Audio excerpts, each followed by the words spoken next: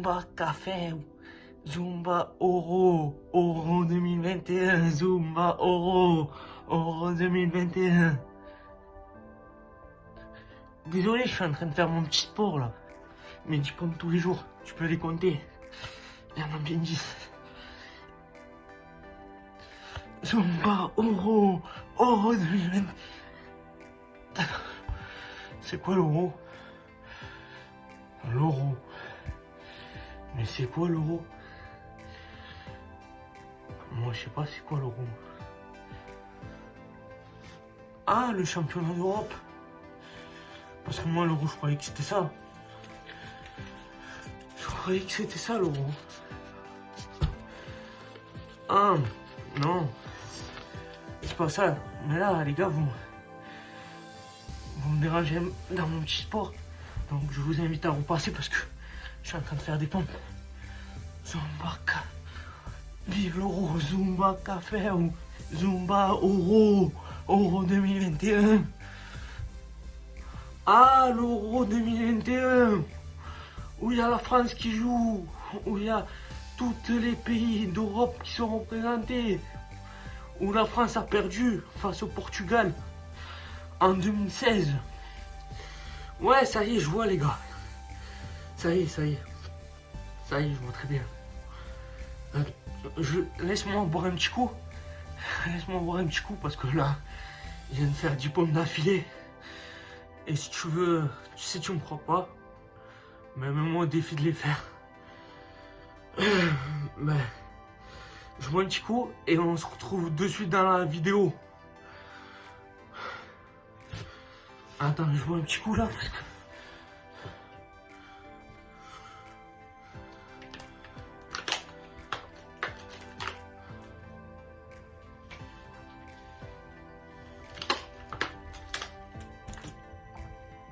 Les lunettes, c'est parce que il commence à avoir du beau temps et je commence à avoir mal aux yeux. Du coup, j'ai essayé une nouvelle paire de lunettes. Dites-moi ce que vous en pensez. J'aime bien. Ouais. Bon, on se retrouve tout de suite les fringues dans la vidéo.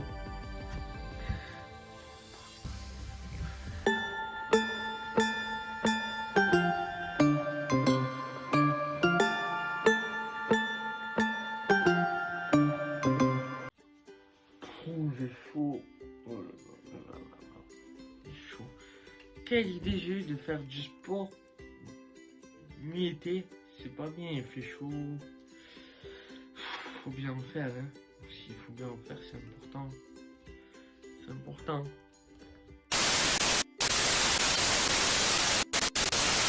Bon, revenons plus sérieusement sur le match. Sur les matchs qui sont passés sur l'Euro. En plus, je suis en retard. Je vais vous parler du premier match de l'Euro qu'il y a eu vendredi 11 à 21h entre la Turquie et l'Italie. Voilà, on a vu une équipe de Turcs bien entamer le match, dominer cette équipe italienne. Par contre, on a vu en seconde mi-temps, on a vu une équipe italienne marquer un but, un petit bonheur, la chance, qui a atterri sur le défenseur de la Turque et qui marque contre son camp. Après, l'Italie qui a su sécuriser le ballon et dérouler. Voilà, ils gagnent 3-0, c'est bien, c'est très bien pour eux, ils sont bien rentrés dans la rencontre, ils sont bien rentrés. Pour l'Italie, le score final est de 3-0, c'est dommage pour la Turquie parce que les Turcs, on les attendait pas là. Ils ont fait des matchs de préparation de fou, ils ont gagné leur match de préparation et tout. C'est dommage pour Ronny Durmaz, le joueur de Lille, c'est vraiment dommage, mais voilà. Je pense qu'ils vont, j'espère qu'ils vont réagir. C'est mieux de commencer une compétition en gagnant qu'en perdant, on le sait tous. Ensuite, dans le même groupe, Pays de Galles, Suisse. Un match qui s'est terminé sur un score de 1 partout. C'est la Suisse qui est la grande perdante de ce match parce qu'ils ont dominé, ils étaient là. Comme je vous l'ai dit, la Suisse c'est la grande perdante de ce match parce qu'ils étaient là, ils ont dominé presque tout le match.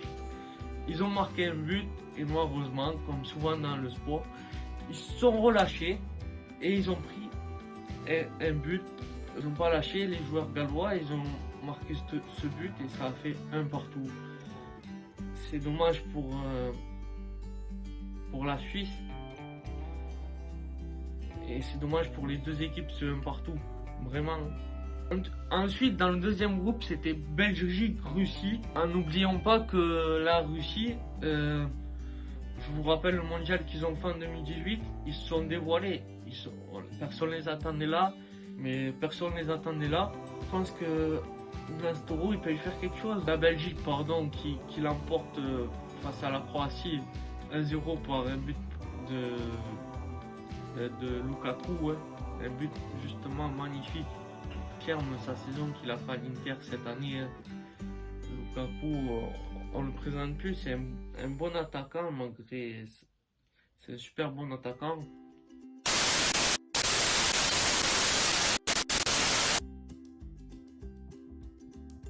C'était Danemark-Finlande. Comme ce match était très particulier, comme vous l'avez vu, je pense, par ce qui s'est passé aux joueurs du Danemark. L'arrêt cardiaque de Christian Eriksen, et on l'a vu, hein, l'arbitre qui a de suite arrêté le match, les joueurs son coéquipier et son capitaine qui a fait les bons premiers secours, si on peut dire, qui lui a évité pour qu'il avale sa langue et tout, qui a fait quelque chose de bien. Ils ont appelé les médecins, ils ont pu le sauver, c'est très bien. Total rétablissement à lui, j'espère qu'il va s'en tirer et qu'il va s'en sortir. Je veux faire court, le match a été coupé pendant 2 heures. Il y a eu des défaite du Danemark. Je pense que c'est logique et je pense que concrètement le match aurait pas pu reprendre. Je pense que si moi j'aurais été la FIFA ou quoi, le match il aurait dû pas reprendre parce que avec ce qui s'est passé, les joueurs ils ont que ça dans la tête. Voilà, moi le match il aurait pas repris. C'est que mon point de vue. Les Fry, vous m'en dites ce que vous voulez. On change de groupe. On va dans le troisième groupe, Macédoine, Autriche. Je vous le rappelle, la Macédoine du Nord, c'est la première fois qu'ils se qualifient pour une compétition aussi importante, donc pour le championnat d'Europe. Grâce à leur entraîneur, je sais même plus comment il s'appelle, mais en tout cas félicitations à eux, c'est la première fois qu'ils se qualifient pour le championnat d'Europe. Eh ben, félicitations à eux, profitez les gars. Il y avait un match entre la Macédoine du Nord et l'Autriche. La Macédoine du Nord a perdu, mais c'est normal vu leur faible niveau. Mais malgré leur faible niveau qu'ils ont réussi à infliger un but. Félicitations à eux. Là, on va passer sur le match Pays-Bas-Ukraine. Ce Pays-Bas-Ukraine, c'était un des plus beaux matchs de cet Euro pour l'instant qui a commencé. J'ai essayé de suivre tous les matchs. Je trouve que ce Pays-Bas-Ukraine était juste magnifique. Après, je trouve que personnellement, je sais pas vous les frères, ce que vous en pensez, mais je trouve que les matchs pour l'instant, on dirait que physiquement, les équipes ils sont pas à fond. C'est dommage, c'est dommage. Parce qu'on l'a vu, côté Pays-Bas, il y a Depay et Nadoum, le futur le futur milieu de terrain de Paris, et l'Ukraine qui a un assez bon niveau. On a vu une équipe en face, une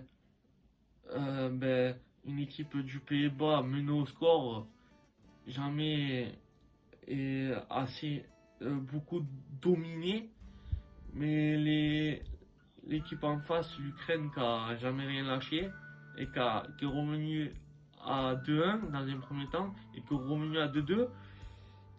Ils ont même cru quand ils sont revenus à 2-2, mais Pays-Bas a remis les choses dans l'ordre et a su marquer le troisième but. Mais c'était juste magnifique.